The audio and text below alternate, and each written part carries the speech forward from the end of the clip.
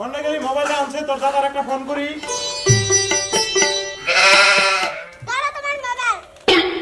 পড়তি খাস গাই তাও সারাস না মোবাইল।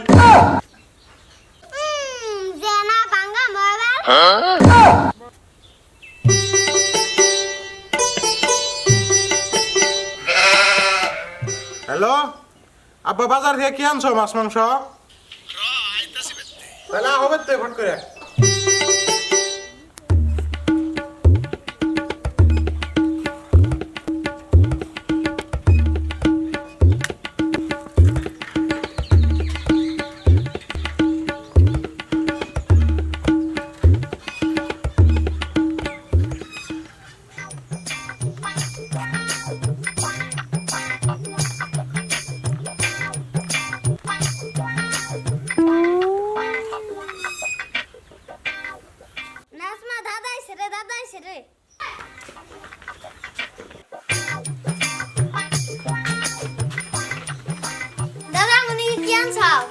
তুমি ঠিকই আনছি, কিন্তু মাছ মাংস আনা হারি নাই। নিয়ে দেওয়া তোমার দাদের ব্যাগ দেওয়া যাও।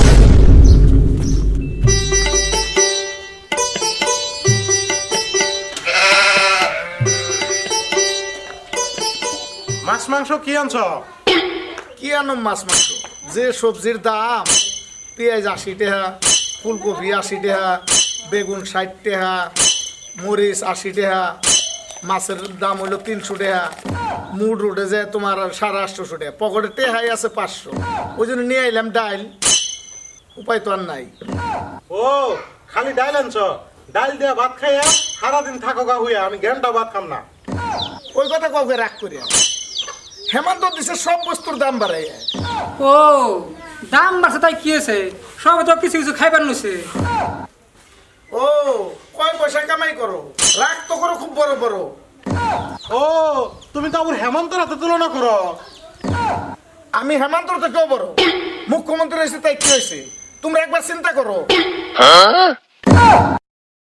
স্বাস্থ্য বিভাগের একজন মন্ত্রী আছে, বিদ্যুৎ বিভাগের একজন মন্ত্রী আছে, জলসঞ্চন বিভাগের একজন মন্ত্রী আছে, গৃহ বিভাগের একজন মন্ত্রী আছে, পদে পদে ভাগ করে দিছে। আমি যে এইবারের মুখ্যমন্ত্রী তা নিয়ে তোমাকে জানা আছে।